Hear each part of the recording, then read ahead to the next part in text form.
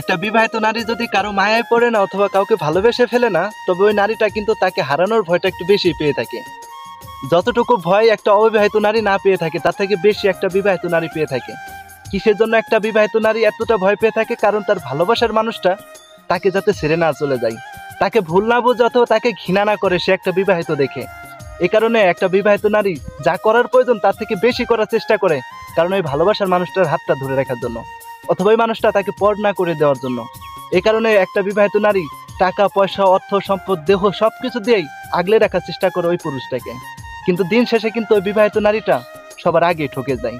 এতটা পাগলামি করার পরে কখনোই সে ভালোবাসার মানুষটাকে ধরে রাখতে পারে না। কারণ মানুষ যখন বুঝতে পারে একটা মানুষ এতটা আমাকে ভালোবাসে, তখন কিন্তু সে মানুষের দামটা বেড়ে যায়, অহংকারটা বেড়ে যায়।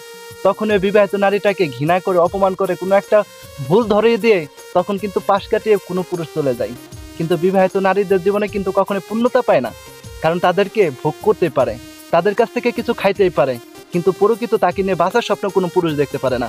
হয়তো শতকরার ভিতরে 2-1 জন দেখতে পারে, কিন্তু অধিকাংশ বিবাহিত নারীরা প্রতারণার শিকারী হয়ে থাকে।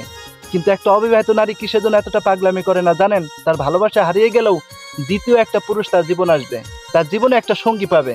কিন্তু একটা সংসার থাকা সত্ত্বেও একটা বিবাহিত নারী যদি কারো কাছে ঠকে ডিভোর্স হয়ে যায় অথবা সংসার থাকা সত্ত্বেও কারোর সাথে সম্পর্কতে জড়িয়ে যায়, সে ভাবে দ্বিতীয় পুরুষের উপরে তৃতীয় পুরুষে তার কোনো প্রয়োজন নাই। কারণ একজনের হাত ধরছে এরকম পাইছি, দ্বিতীয় মানুষ যদি আমাকে ছেড়ে চলে যায়, তৃতীয় মানুষ পৃথিবীতে ভালো থাকবে এমন কোনো গ্যারান্টি তার ভিতরে থাকে না। তার সে বিশ্বাসটা থাকে না, পৃথিবীটা এভাবে স্বার্থপর। তখন ওই বিবাহিত নারীটা বলে পৃথিবীর সমস্ত পুরুষই স্বার্থপর, কারণ একটা মানুষকে ভালোবাসার পরে একটা সংসার আসার পরে সে আমাকে বুঝতে পারে নাই। দ্বিতীয় মানুষের হাত ধরলাম, সে মানুষটা আমাকে বুঝতে পারে নাই, মাঝপথে ছেড়ে চলে গেছে, পৃথিবীতে কোনো ভালো মানুষ নাই। আর তখনই প্রত্যেকটা পুরুষ জাতিকে কলঙ্ক দিয়ে কথা বলে। কিন্তু আসলে সেটা না, আপনি ঠকে গেছেন একজনের কাছে, সকলকে আপনি খারাপ বলতে পারেন না। কিন্তু বিবাহিত নারীদের জীবনে কিন্তু কখনো পূর্ণতা আসে না, অপূর্ণতাই থেকে যায়। একটা বিবাহিত নারীকে কি সেজন্য একটা অবিবাহিত ছেলে এতটা ভালোবাসতে পারে? কারণ তাদের পাগলামিটা একটু বেশি হয়ে থাকে।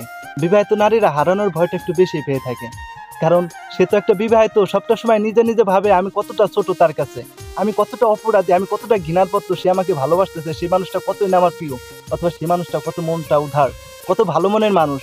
কিন্তু মানুষ কিন্তু অভিনয়ে কিন্তু পারফেক্ট থাকে, অভিনয়ে কিন্তু সেরা থাকে।